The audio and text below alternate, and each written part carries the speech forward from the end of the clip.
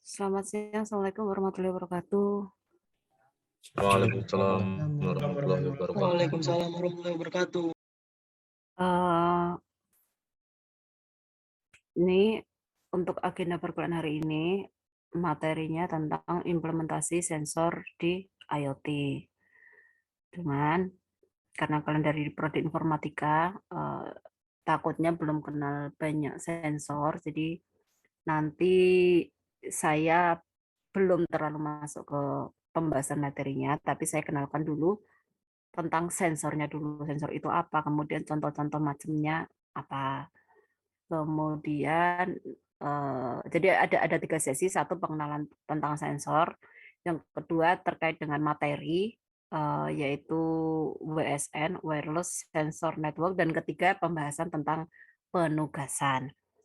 Nah, semuanya nanti bermuara ke penugasan. Cuman, ini berhubung tanggal merah, kuliahnya di rumah, sinyalnya juga nggak begitu stabil, apalagi mendung banget.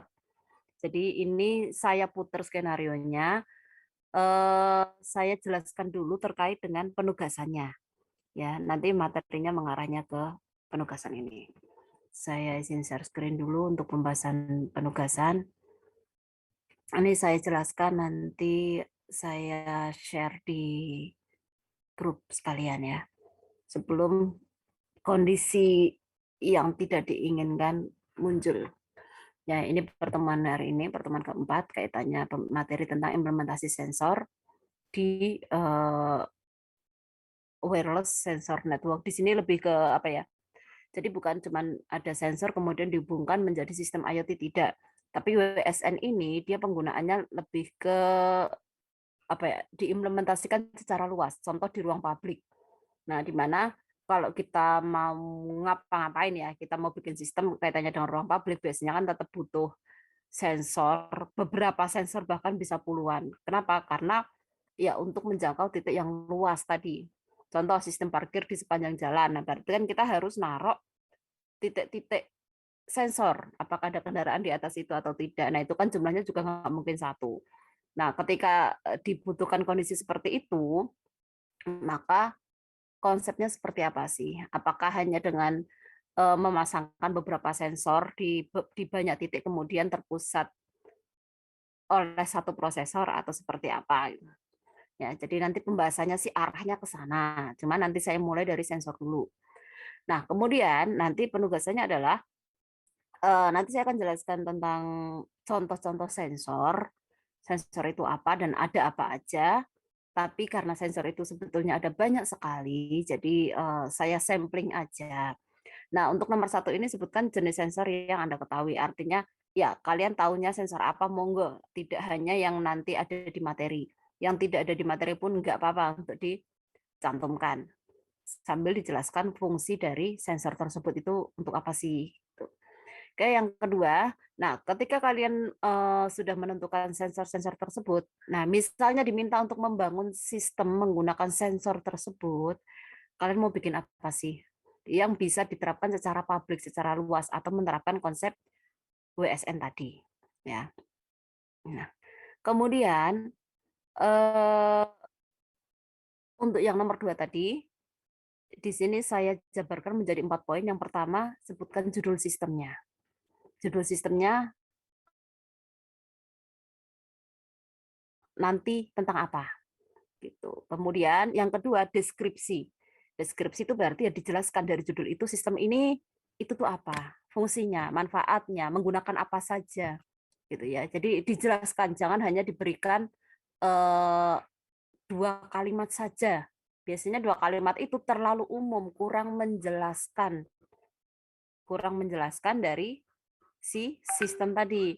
Jadi saya minta dijelaskan, dideskripsikan lah. Namanya deskripsi berarti kan ya didetailkan.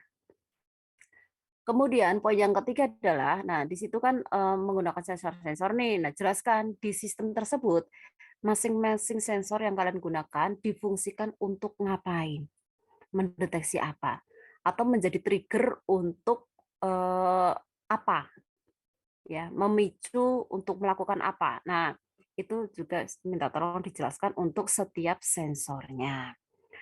Kemudian yang terakhir, saya minta dibuatkan gambar desain ya. Jadi misalnya nih penggunaannya untuk di pertanian, persawahan, areanya sekitar misalnya 1 hektar. 1 hektar kan luas ya. Nah, itu cara gambaran kalian ngeplot sensor-sensor tadi membuat sistem ini seperti apa?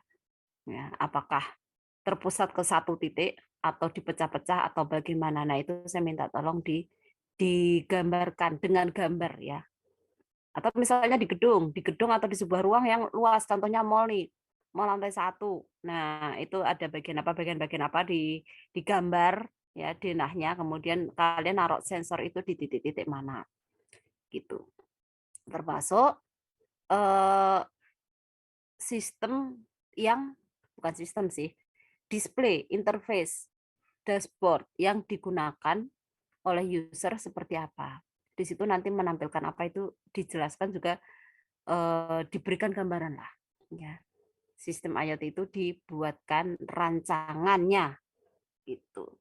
Ya kira-kira seperti itu. Nanti coba disinkronkan dengan materi yang nanti akan disampaikan. Biasanya ini saya jelaskan terakhir sih. Jadi ketika sudah ada gambaran materinya seperti apa, dijelaskan penugasannya, biasanya lebih lebih masuk gitu loh. Kemudian, nah ini dikerjakan secara berkelompok seperti yang sudah ditentukan di spreadsheet ya. Format filenya sudah ditentukan juga namanya apa.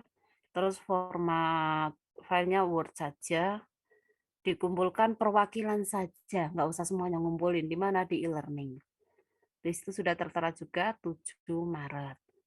Oh, 2022, sorry. Terus, nah di sini sekalian saya cantumkan video pendukung. Jaga nih barangkali nanti tidak bisa tersampaikan secara penuh karena masalah teknis aja. Oke, kemudian kode presensi nanti langsung saya share sekarang. Iya, langsung saya share nanti kalian bisa langsung presensi. Karena tadi di kelas yang sebelumnya sampai disconnect 3 kali. Jadi untuk itulah kenapa di sini langsung saya antisipasi. Nah, videonya ada 2. Video yang pertama itu terkait dengan sensor. Di sini saya hanya bahas sensor aja. Ini video yang ada di materi, insya Allah pekan depan kita coba ulas ulang. Atau ada di folder materi. Nah, ini ada di link yang ada di spreadsheet. Itu kan ada folder materi, ada video ya.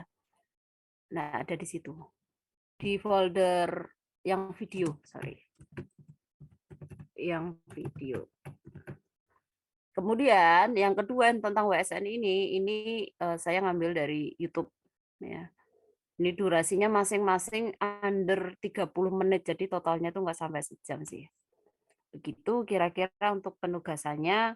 Nanti nanti kalau ternyata kok tahu-tahu DC, semoga sih enggak, semoga bisa bisa lancar sampai terpenuhi targetnya. Jadi kalau misalnya ada yang bingung atau mau ditanyakan terkait dengan tugas dan ke materinya nyambung atau enggaknya, mestinya ini gimana, baru muncul pertanyaan, biar bisa langsung dikondisikan. Tapi kalau ternyata kondisi teknisnya nanti kok nggak oke, saya minta tolong nanti bisa disinkronkan dengan 2 bahan yang sudah disiapkan.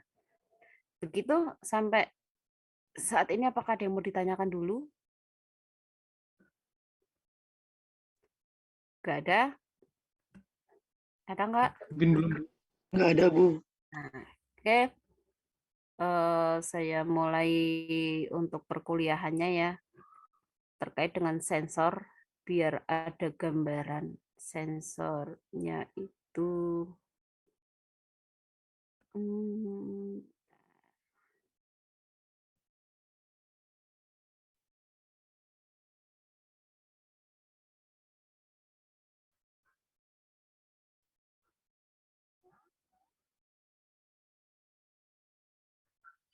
ya, pembahasan kita pekan ini dan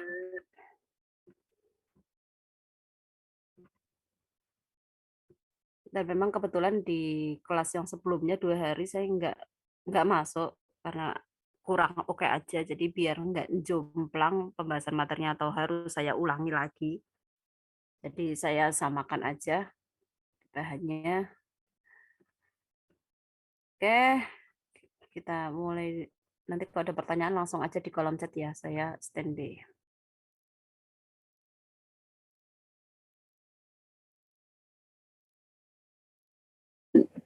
Pertemuan selanjutnya nanti di bahasan yang sama, implementasi sensor IoT. Nanti di awal-awal saya kenalkan dulu sensor apa sih yang biasa digunakan untuk membangun sistem embedded-nya. Kan minggu lalu kita sempat kenalan sama Walkwi ya. Saya harap sudah pada nyobain, sudah mulai ngelirik-ngelirik ke situ. Ini saya mulai dari sensor dulu, mengingat kalian dari informatika dan mungkin belum mengenal sensor-sensor yang ada itu, contohnya kira-kira seperti apa sih dan apa manfaatnya. Nah, dengan ini diharapkan nanti di penugasan sudah mulai mengenal sensor-sensor yang ada itu seperti apa, gitu ya.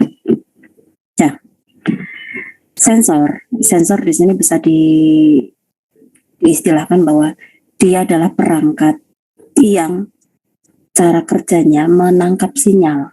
Sinyal apa? Apakah sinyal internet gitu? Enggak, tergantung fungsi dari sensor itu. Misalnya sensor suhu, maka dia akan menangkap sinyal suhu. Dia bisa mendeteksi bahwa oh suhunya ini sekarang sekian. Misalnya sensor panas untuk mendeteksi panas. Sensor panas fungsinya untuk apa? Untuk mendeteksi panas, misalnya nih panasnya overhead. Nah, nanti memicu untuk alarm pemadam kebakaran berbunyi misalnya gitu ya. Kemudian sensor hujan, misalnya untuk mendeteksi apakah terjadi hujan nggak di situ. Gitu. Kalau hujan, misalnya ya jemuran diangkat atau atap itu nutup atau dan lain sebagainya. Atau misalnya sensor pH kelembapan tanah. Nah, sensor kelembapan tanah dia mendeteksi bahwa jadi bentuknya sensor itu ditancapkan di tanah, kemudian dia akan menangkap sinyal bahwa tingkat kelembapan tanah di daerah itu seberapa tinggi, apakah cukup lembab atau kering. Kalau kering, diharapkan dari sinyal yang diterima ini bisa memberikan informasi bahwa oh ini loh tanahnya kering, tolong disiram misalnya gitu. Ya, jadi cara kerja sensor itu seperti itu. Kemudian, tapi sensor dia di contoh-contoh tadi fungsinya untuk mendeteksi. Jadi bagiannya adalah di bagian mendeteksi. Jadi bukan melakukan aksi setelah terdeteksi, bukan. Tapi mendeteksinya itu adalah sensor. Contoh kayak kita punya sensor juga di lidah, ada indera perasa yang bisa merasakan dominan rasa manis itu ada di mana. Nah, sensor juga seperti itu, dia mendeteksi. Nah, hasil deteksi itu kan dikirim ke otak bahwa kita menerima sikap, kita menerima inputan, kemudian kita merespon, oh ini tuh rasanya asin, oh ini asam. Kemudian respon kita adalah ekspresi wajah misalnya. Nah, jadi batasannya sensor adalah di bagian mendeteksinya tadi. Ya, jadi bukan di eksekusinya, tapi mendeteksinya.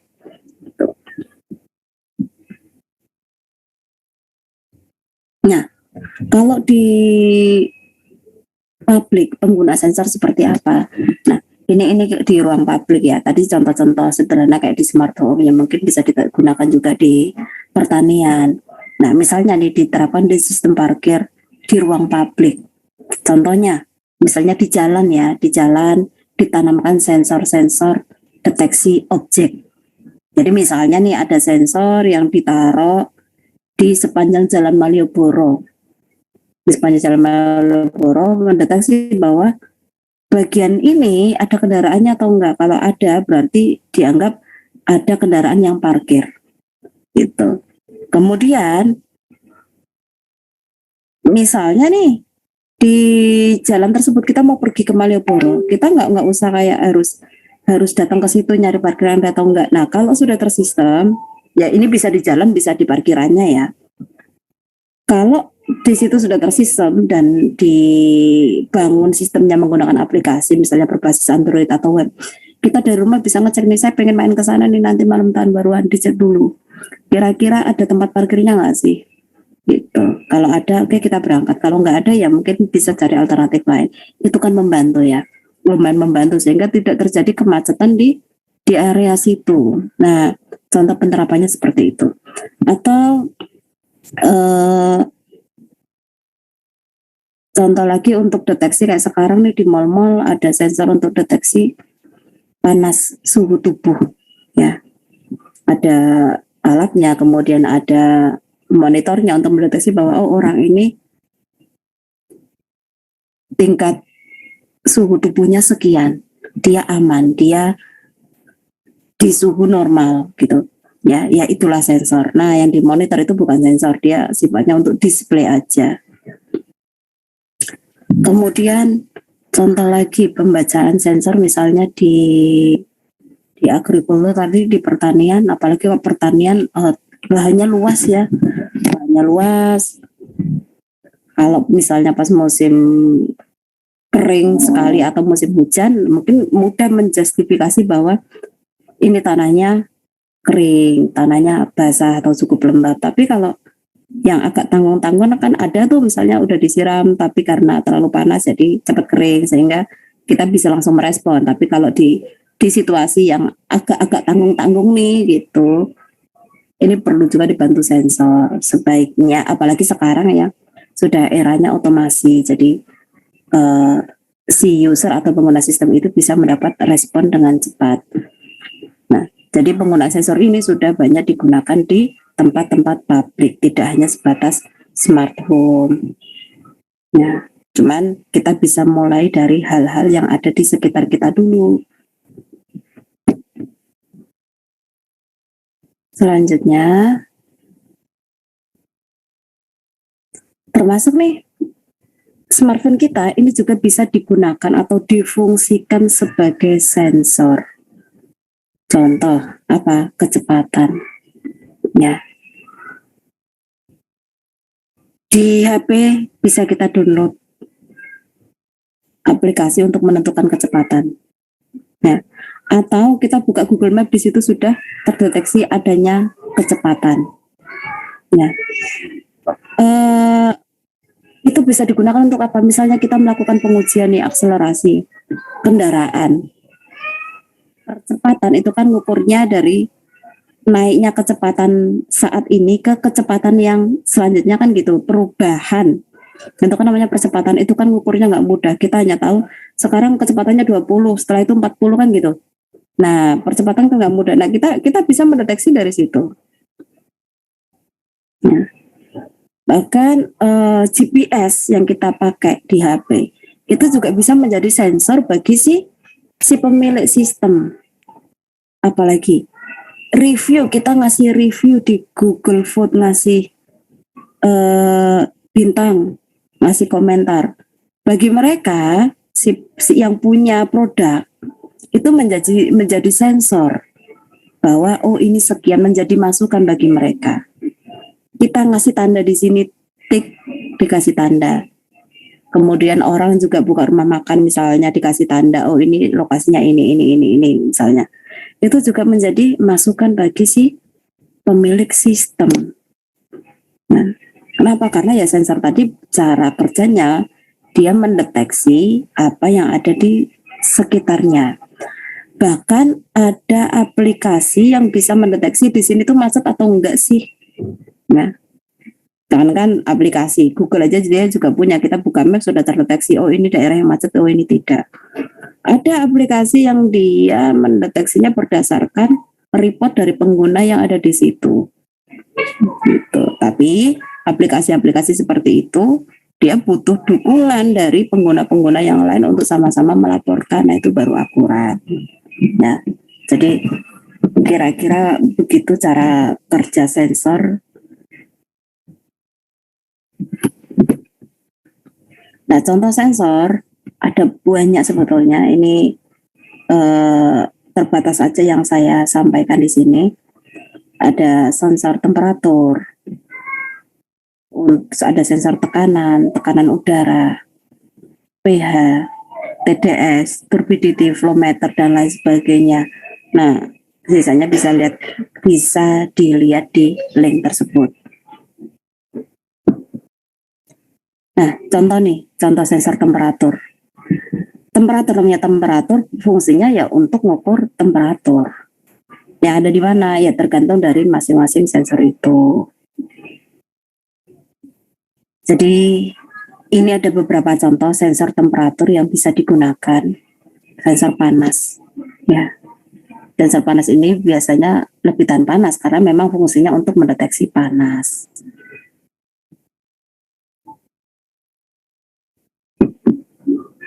Kemudian ada sensor tekanan. Nah, di sini sensor tekanan ini bisa digunakan untuk misalnya pada kendaraan pintar, di pesawat terbang juga bisa untuk menentukan kekuatan dan ketinggian dari kendaraan tersebut, tekanan udaranya seperti apa. Ya. Kemudian bisa juga digunakan untuk memantau tekanan ban. Misalnya ya, di sini digambarkan ada ban mobil, di situ dikasih sensor tekanan. Jadi misalnya nih, kok feeling orang kan beda-beda ya. Kadang ada orang yang peka kalau bannya tuh agak kempes gitu, ada yang peka, ada yang nggak peka kalau udah goyang baru dia sadar gitu. Nah, dengan adanya sensor ini misalnya kita fungsikan untuk mendeteksi tekanan ban gitu ya. Kalau tekanannya rendah atau berarti kan bannya sudah kempes, maka si driver dia akan menerima informasi bahwa ini ada yang kempes nih di ban ini, tekanannya sekian misalnya gitu. Nah, kan ada standarnya yang untuk misalnya mobil depan berapa, belakang berapa, gitu. Termasuk batas toleransinya. Nanti kalau sudah melewati batas toleransi, ya baiknya ada warning sehingga biar bisa dikondisikan.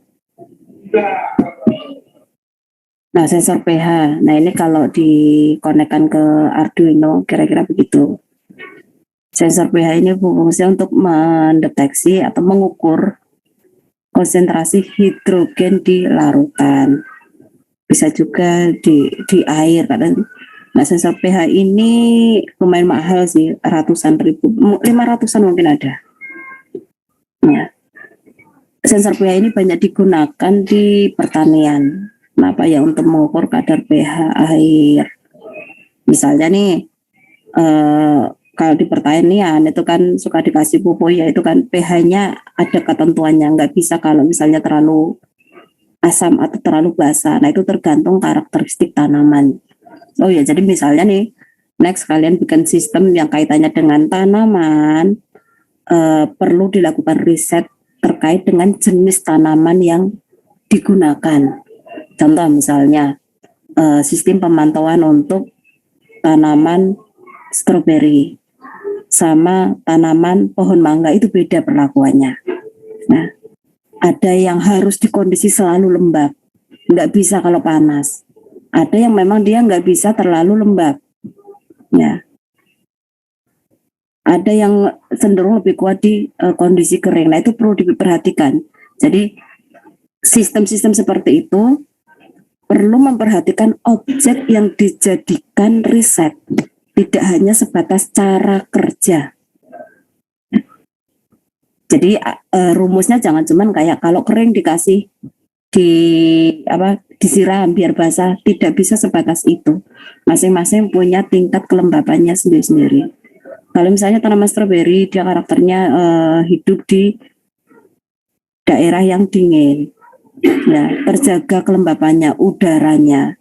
Nah, jadi kalau kering sedikit, ya oke, nggak apa-apa, dilakukan treatment. Tapi kalau misalnya kayak tanaman mangga gitu ya, dia kan lebih tahan nih. Nggak harus di kondisi baru kering kemudian nggak sesensitif itu. Gitu. Atau diperlakukan sebaliknya, stroberi diperlakukan seperti tanaman mangga, nggak bisa. Nah, itu hati-hati. Kasusnya sama persis ketika kalian misalnya bikin sistem aplikasi ini kasir. sistem aplikasi penjualan, sistem aplikasi cek stok barang. Itu jangan sampai yang dilakukan adalah nyomot punya orang kemudian diterapkan. Belum tentu jalannya sistem yang dibutuhkan kedua tempat itu sama, bisa jadi berbeda, ya. Ada perbedaan user misalnya, di sana usernya cuma 2, di sini ternyata usernya ada 4 misalnya, ya itu harus disesuaikan, dikembangkan. Dan setiap user ini mestinya ya punya hak akses yang berbeda. Jangan di sana 2 sudah dibedakan, di sini 4 dipaksakan untuk berada di 2 level. Ya jangan, kalau memang posisinya berbeda artinya memang punya hak akses yang berbeda gitu. Nah, begitu juga dengan membuat sistem ini, ya apapun lah, pokoknya disesuaikan dengan kebutuhan objeknya. Ada sensor TDS, dan cara kerjanya gitu, dimasukkan ke dalam air. Dia fungsinya untuk melihat kekeruhan air. Keruh enggak? Gitu. Sensor untuk mendeteksi kekeruhan air ada TDS, ada sensor, saya lupa lagi namanya. Tapi 2 sensor tersebut cara kerjanya berbeda. Yang satu mendeteksi kekeruhan berdasarkan warna. Jadi kalau dikasih air kopi itu kan kita tahunya keruh ya. Nah, LDR namanya sensor LDR. Dia kalau terdeteksi keruh warnanya, maka baru mengirimkan data bahwa ini keruh.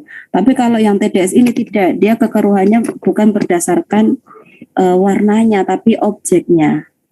Nah, jadi meskipun di air kopi, kalau di objek itu bisa dibilang airnya bersih, ya dia akan melaporkan bahwa airnya bersih, karena memang cara kerjanya berbeda. Nah, di sini pesannya adalah pentingnya menentukan penggunaan sensor yang tepat berdasarkan permasalahan. Kekeruhan apa nih yang akan kita bahas? Keruh memang warna, meskipun tidak ada kotoran, tidak ada sampah di situ, atau kekeruhan karena adanya kotoran atau sampah. Nah itu jadi hal yang berbeda. Nah, biasanya di sini untuk ngapain ya? Untuk membuat kualitas air, menentukan kualitas air. Bisa ditaruh di tempat-tempat layanan publik misalnya ya, air yang digunakan untuk umum kan ada kan, misalnya kayak di UGM pun sudah ada. Air minumnya itu bisa direfill dari keran, ada tempatnya sendiri. Nah itu bisa di belakangnya menggunakan ada sensor kekeruhan, jadi airnya bagus atau enggak gitu. Nah ada namanya sensor turbidity, kira-kira bentuknya seperti itu. Yang mana? Yang atas. Nah yang atas ini turbidity. Oh sorry, ya ini turbidity sama yang tadi TDS. Nah ini fungsinya untuk mendeteksi kekeruhan. Kalau yang LDR tadi dia mendeteksi cahaya.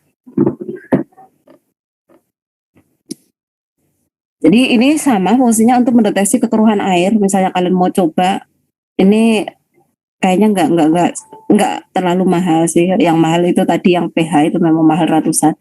Tapi beberapa sensor itu harganya lumayan relatif murah lah, ya. Sensor ultra, maksudnya under 100 aja kita masih bisa dapat. Nah kalau Arduino yang ori memang mahal. Relatif ya, mungkin ada yang menyebutnya murah, ada yang menyebutnya mahal, 300-an lah kira-kira untuk yang ori. Kalau yang enggak ori ya variatif, tergantung level KW-nya seberapa. Tuh, kalau misalnya kalian mau nyoba pengen tahu bentuknya seperti apa, nah di Jogja itu yang lumayan besar namanya Jogja Robotika, kalian bisa search webnya, ada enggak mikronya, ada enggak sensornya. Nah namanya Jogja Robotika, logonya khas Jawa banget. Nah kembali ke sensor ini fungsinya untuk menentukan kualitas air juga. Kenapa dia bisa mendeteksi kekeruhan, cara kerjanya? Nah itu bisa mendeteksi satu, ada objek nggak yang ada di situ. Kalau tertangkap ada objek yang di dekat sensor itu, nah itu berarti dianggap keruh. Atau berdasarkan warna. Jadi kalau sebetulnya gini, warna hitam sama putih itu kan urusannya sama masalah cahaya yang ditangkap ya. Nah dia mendeteksinya begitu. Jadi yang ditangkap adalah situasi terang sama gelap gitu. Nah itulah cara kerja sensornya.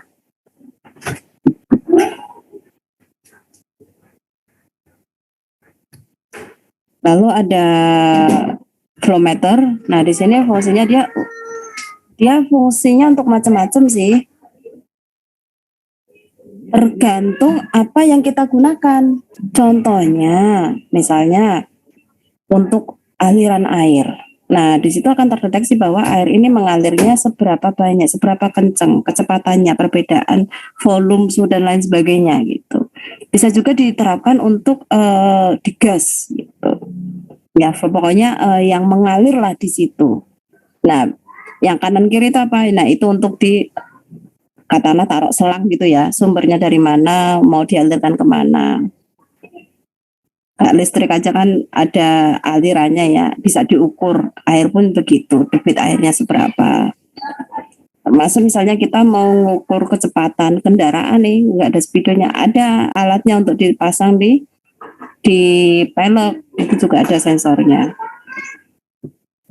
Nah, kira-kira seperti itu untuk gambaran sensornya. Nah, bahasan kita mestinya selanjutnya ke wireless sensor network.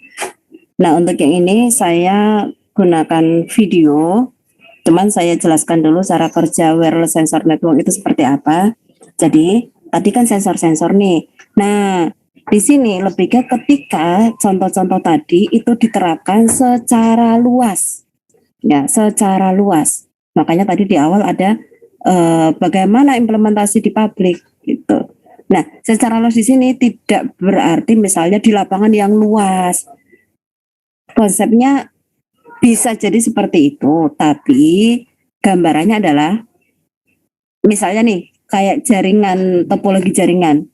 Jaringan ada di kampus, ya satu kampus nih. Kita tahu kan ada 3 gedung. Kampus 1, kampus 2, kampus 3. Nah, setiap fakultas kan ada jaringannya sendiri. Kampus kedua juga ada, kampus ketiga juga ada. Nah, itu kan terhubung menjadi satu. Nah, kira-kira penggunaan contohnya seperti itu. Gitu. Nah, misalnya di area pertanian yang luas, ya. Kalau kita mau mendeteksi apapun lah yang kaitannya dengan kebutuhan itu, apakah untuk kekeringan tanah, pH, kelembapan, atau misalnya suhu, tingkat pupuk, kesuburan, atau apapun itu, di tempat yang luas seperti itu kan kita perlu tanam beberapa sensor ya. Nah, tapi kalau nih kita gunakan banyak sensor dengan satu prosesor, itu kan prosesornya kasihan. Dia bekerja dengan beban terlalu banyak. Nah, di sini pemanfaatannya lebih kayak dipecah-pecah, misalnya untuk blok A nih. Blok A ada sensor ABCDE digunakan pakai 1 mikro.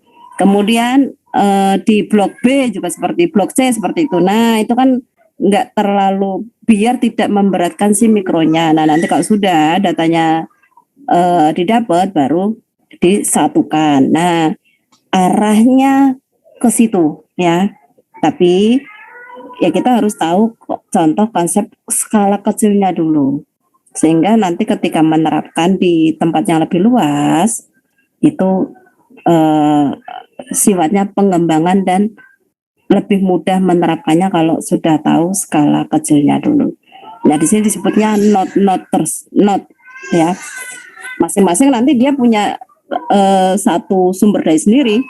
Blok A punya sumber daya, blok B punya sumber daya sendiri, blok C punya sumber daya sendiri. Jadi tidak dengan satu power kemudian menghandle semuanya, tidak ya. Jadi konsepnya yang wireless sensor network itu seperti itu. Tapi untuk pembahasannya saya alihkan ke video. Mohon ditunggu sebentar.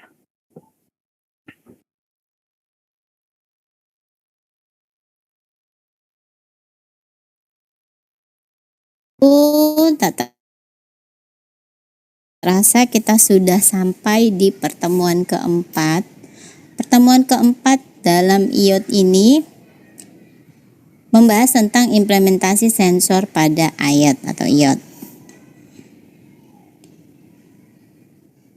Kita akan membahas di sini adalah jaringan nirkabel atau wireless. Hari ini yang akan dibahas adalah Wireless Sensor Network atau WSN. Nirkabel, WSN sebuah jaringan yang menghubungkan, penting sekali menghubungkan tiga ini, ada sensor node, ada router, dan ada sync node. Jadi WSN ini harus ada tiga komponen tersebut. Lalu ada namanya perangkat, ada dua, ada terhubung secara ad hoc dan multi hop. Kalau ad hoc ini berarti komunikasinya langsung tanpa infrastruktur jaringan seperti router atau access point. Sedangkan kalau multi hop itu berarti komunikasi yang melibatkan perangkat antar intermediat seperti router. Router ini fungsinya untuk meneruskan paket dari satu node ke node yang lain dalam satu atau suatu jaringan. Itu perbedaan antara ad hoc dan multi hop. Lalu konsep sederhananya seperti ini, ada sensor node. Node ini kalau di mata kuliah struktur data itu disebut simpul ya, yang bulat-bulat. Nah, itu ada gateway sensor node. Ini gateway-nya itu bulatannya lebih besar. Gateway ini adalah tempat untuk melintasinya.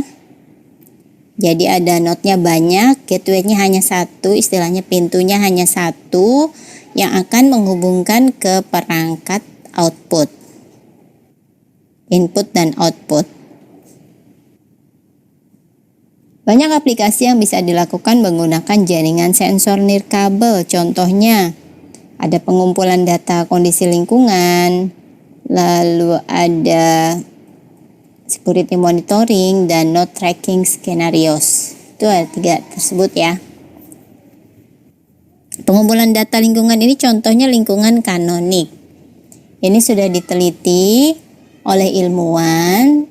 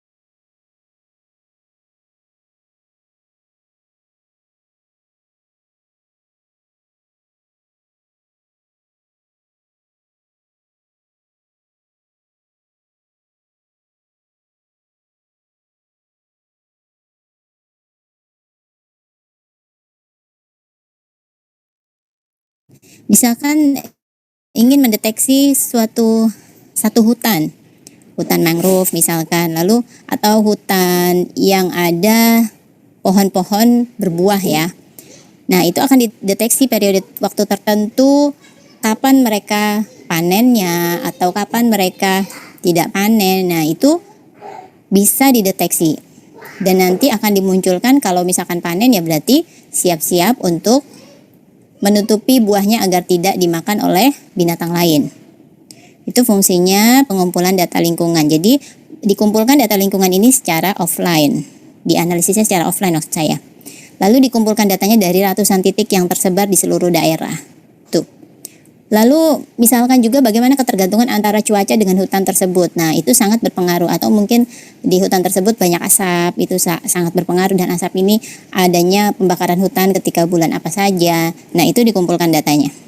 Agar tidak terjadi seperti di kemudian hari lagi, tidak terjadi seperti itu lagi, bisa dicegah. Jika ada pembakaran hutan, maka di hutan tersebut tetap dapat subur, tetap pohon-pohonnya tidak mati karena asap tersebut.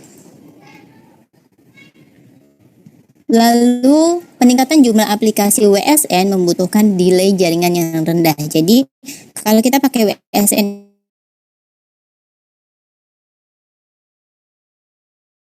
ini jaringannya tidak. Lalu juga konsentrasinya WSN ini adalah ada pada efisiensi energi dan tidak delay tadi. Itu tidak terlalu diperhatikan karena memang jaringannya tidak delay.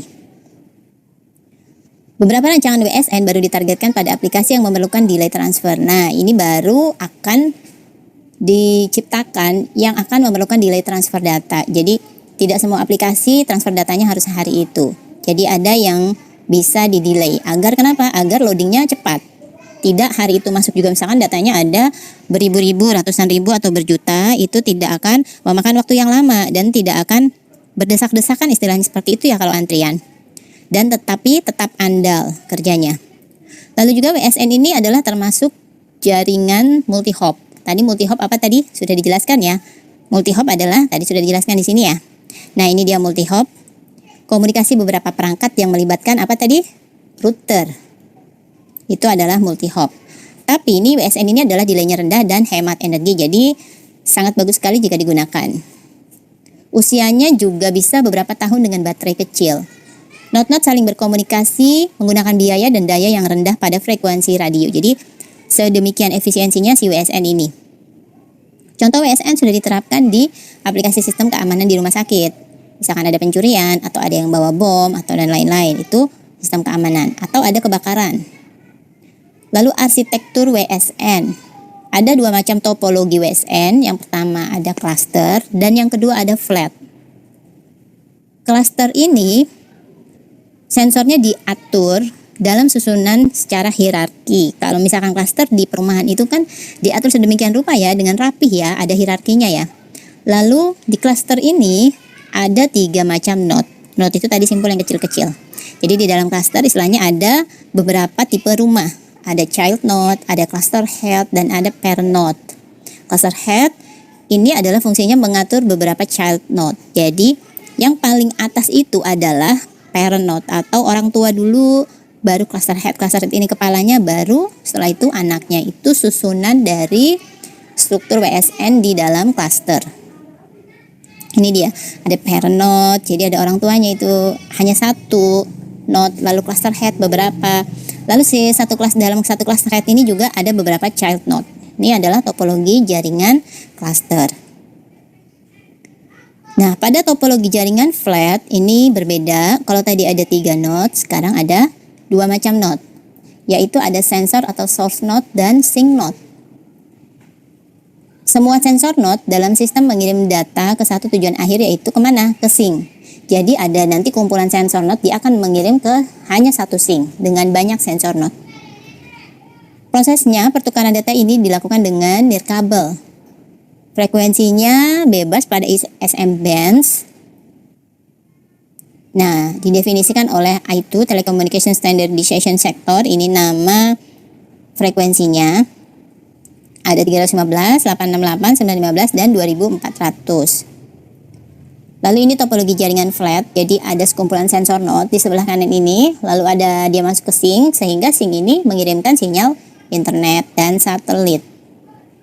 Nanti akan dikendalikan oleh task manager ya. Seperti dalam komputer, itu pasti ada task managernya yang mengendalikan aplikasi. Berbagai jenis node dalam WSN. Node dalam WSN, jadi node-node tersebut disebut dengan mode atau mode. Mode ini adalah seperti pada dasarnya sebuah komputer, tapi bentuknya tidak seperti komputer, kemampuannya juga tidak seperti komputer pada umumnya ya. Karena kemampuannya masih terbatas dan ukurannya kecil. Tapi dari hari ke hari beberapa ilmuwan akan meningkatkan kemampuan pada mode ini.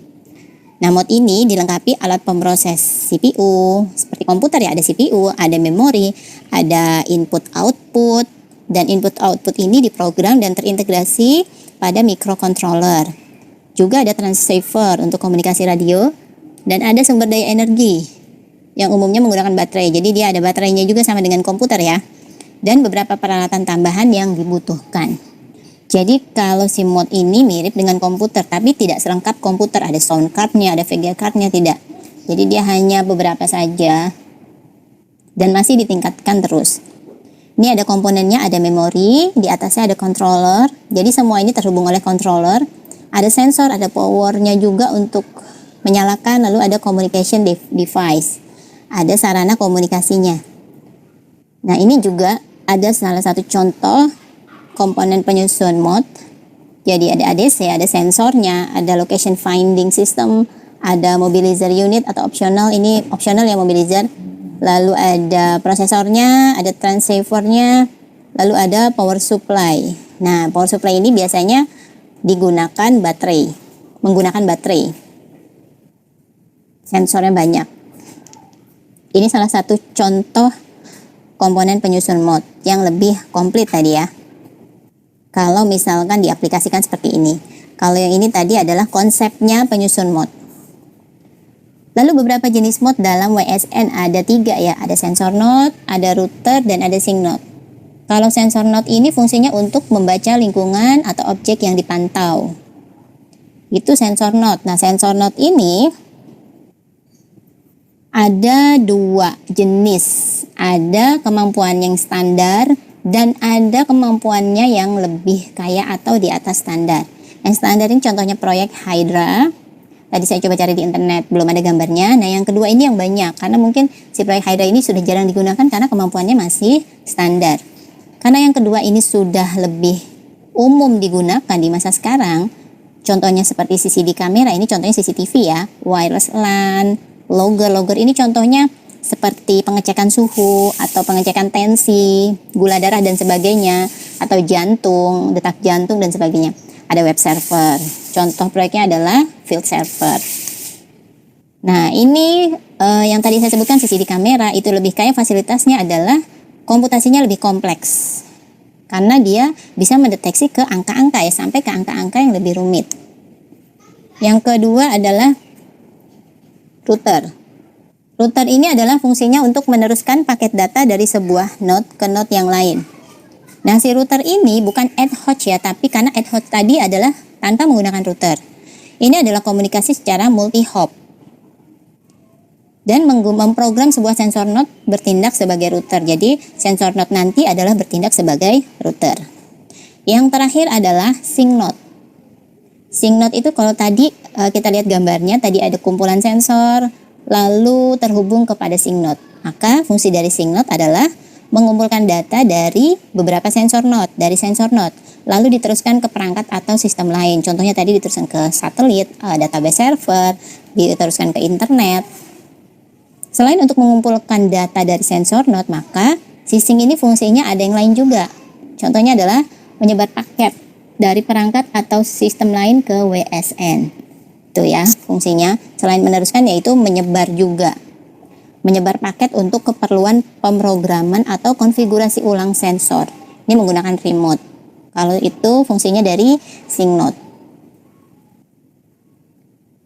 Lalu ini gambar beragam platform mode dengan kemampuan yang berbeda-beda. Ada MISEC, ada WAS mode, Field Server Project, ada WIBI, Mika 2 dot, dan Simmer. Nah, ada MISEC mode untuk penerapan dan penggunaan pengembangan WSN dalam berbagai aplikasi. Contohnya adalah aplikasi pemantauan lingkungan tadi ya. Dipantau lingkungannya, mungkin dipantau suhunya, lalu dipantau lingkungannya, apakah ada asap, pembakaran atau yang lain. Artinya lingkungannya ya, biasanya berdasarkan temperatur. Yang kedua adalah Simmer Sensing. Ini basisnya di Dublin, lalu produksinya sensor nirkabel. Contohnya Simmer Sensing ini adalah memantau kesehatan, kinerja atletik, dan respons biofisik. Jadi pemantauan kesehatan tuh contohnya tadi ya, temperatur, lalu tensi darah, detak jantung, dan lainnya. WAS mode ini open source. Open source itu kalian tidak bayar kalau menggunakan alias gratis. Fokusnya pada low consumption modes. Dan ini sensornya dapat bekerja secara otomatis, lalu bertahan selama 1-5 tahun tergantung penggunaan. Contoh WAS mode adalah papan pintar sensor parkir. Nah, apakah ada slot parkir atau tidak? Nanti ditanamkan di bawah permukaan jalan sensor tersebut, lalu harus di dalam wadah tahan air karena dia tidak tahan air. Kemudian lubang ditutup menggunakan bahan tertentu dan hampir tidak terlihat dengan kasat mata karena hampir serupa dengan permukaan jalan. Itu adalah WAS mode. Perangkat lunak pada mode. Lalu mode ini seperti komputer, dia membutuhkan OS atau sistem operasi untuk mengontrol aktivitasnya dan dapat dimanfaatkan secara optimal. Nah, sistem operasi ini Fungsinya untuk menyediakan fungsi-fungsi dasar untuk mengatur kerja. Kalau di komputer itu mengatur kerja dari perangkat lunak atau software dan perangkat keras atau hardware. Jadi mengatur kerja di antara keduanya. Termasuk juga menyediakan antarmuka pemrograman, jadi outputnya ya. Ini adalah contoh dari sistem operasi WSN. Ada TiniOS, ada Contiki, ada Nano RK, ada LightOS, dan ada RTOS. Itu contoh perangkat lunak pada mod. Kalau komputer itu kan perangkat lunaknya adalah contoh OS, maksudnya contoh OS-nya kalau pada komputer kan Windows, ada Linux, dan sebagainya ya. Lalu di masa sekarang tantangan pada sensor network, jaringan sensor, ini adalah yang pertama mempunyai keterbatasan dalam jangkauan. Jadi kalau kita sensor itu, contoh remote control atau kita sensor suhu itu tidak bisa terlalu jauh ya. Jangkauannya masih harus dekat. Dalam jarak berapa meter. Mungkin kalau 1 kilo sudah tidak bisa sepertinya ya, kalau mengukur suhu dan remote control. Yang kedua adalah tantangannya, bagaimana si jaringan sensor ini menggunakan energi yang sekecil mungkin. Jadi contohnya remote control itu kalau digunakan sensornya itu tidak makan baterai yang cukup banyak. Energi baterai yang cukup banyak dan cepat habis. Yang ketiga adalah model pelaporan data. Jadi kalau sensor itu kan misalkan sensor suhu kita meletakkan tangan di bawah lalu di sensor itu harus dilaporkan datanya dulu ke server, kemudian baru setelah dicari database-nya, oh suhunya seperti ini, lalu keluar di output-nya 36, itu harus digunakan pelaporan data. Sensing data dan pelaporan data tergantung kepada aplikasi dan waktu kritis dari data. Nah, kalau aplikasinya lemot, itu otomatis output yang keluar pun akan lama. Juga kalau datanya sudah banyak, apalagi ya. Waktu kritis ini adalah kalau yang memakai sensor tersebut banyak orang dalam waktu yang bersamaan, itu adalah waktu kritis, loadingnya lama. Otomatis keluarnya juga lama. Sensor web. Nah, sensor web ini istilahnya pertama kali oleh Kevin Delin dari NASA tahun 97 untuk menggambarkan arsitektur jaringan. Nah, ini sensor nirkabel baru ya, berkoordinasi secara keseluruhan. Jadi kenapa dinamakan web? Karena web ini terkenal dapat diakses ke seluruh dunia. Maka dikatakan sensor web. Ini adalah jaringan nirkabel atau tanpa kabel dan bertindak secara keseluruhan. Contohnya adalah jaringan ARMOV dari platform sensor terdistribusi secara spasial sebagian ya, yang berkomunikasi secara nirkabel satu sama lain. Jadi sensor web ini contohnya jaringan ARMOV tapi baru terdistribusi sebagian. Lalu juga arsitektur ARMOV sifatnya unik karena sinkron dan bebas router. Jadi beda dengan TCP IP yang lebih khas. Lalu juga potnya sebagai platform fisik untuk sensor dapat berupa orbital atau terrestrial, tetap atau seluler, dan bahkan mungkin memiliki aksesibilitas waktu nyata melalui internet. Ini untuk arsitektur ARMOV. Jadi waktunya nyata ya, tidak dibuat-buat. Lalu komunikasi pot ke pot, keduanya adalah, jadi si arsitektur ARMOV ini ada komunikasi pot ke pot yang namanya omnidirectional dan bidirectional. Ini adalah secara langsung ya komunikasinya, mengirim data dalam jaringan. Oleh karena itu, arsitektur memungkinkan setiap pot untuk mengetahui apa yang terjadi di seluruh web sensor pada setiap siklus pengukuran. Nah, ini makanya dikatakan sensor web. Karena langsung di dalam jaringan dan dapat mengetahui keseluruhan pot di dalam web sensor tersebut. Ini sensor web untuk memantau lingkungan. Jadi bisa diletakkan di tanaman, misalkan ada di gurun pasir ya. Itu contohnya ada di tanaman kaktus. Kalian letakkan sensor web, dipantau lingkungannya apakah sedang hujan, nanti si kaktusnya kehidupannya bagaimana, tumbuhnya bagaimana. Misalkan sedang panas, tumbuhnya bagaimana. Nah, itu bisa dilihat sensor webnya. Ada juga early warning sistem tsunami, ini sensor web juga karena keseluruhan. Dia ada titik gauge, jadi ada sensor untuk pasang surutnya. Lalu ada warning center, jadi tetap harus ada yang ditanam di dalam laut ya. Nanti bisa GPS buoys namanya, bukan ditanam di dalam laut, maksud saya diletakkan di laut. Mungkin nanti ada dia bisa mendeteksi pressure atau tekanan. Jadi sensornya berdasarkan pressure atau tekanan di bawah laut ya. Dan juga pasang surutnya.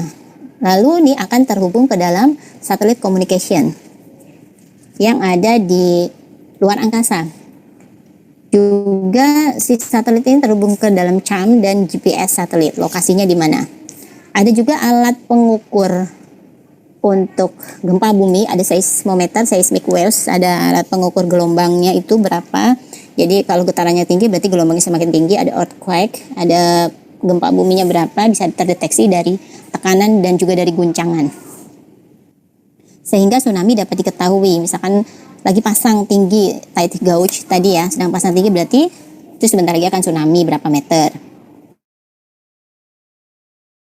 Akan mendeteksi tadi ya, ini bentuknya seperti itu, ini tadi GPS buoys, tsunami detection. Nah ini ada Ocean Information System, nanti akan keluar di sini angka-angkanya, kira-kira angka kalau misalkan di atas normal berarti dia akan ada tsunami. Nah ini referensi yang dapat kalian gunakan.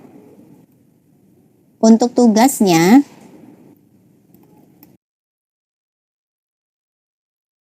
Untuk penugasannya seperti yang tadi sudah di awal ya. Ini karena memang dari bukan kelas ini, jadi pembahasannya sampai itu aja. Semoga dapat gambaran terkait dengan sensor ya, sensor dan penggunaan sensor secara luas seperti yang ada di konsep WSN tadi. Oke, begitu. Terima kasih atas perhatiannya. Semoga penugasannya lancar. Kalau ada pertanyaan bisa ditanyakan di grup WhatsApp aja ya. Oke, saya akhiri. Selamat siang. Assalamualaikum warahmatullahi wabarakatuh. Waalaikumsalam warahmatullahi wabarakatuh. Terima kasih Bu. Oke, sama-sama.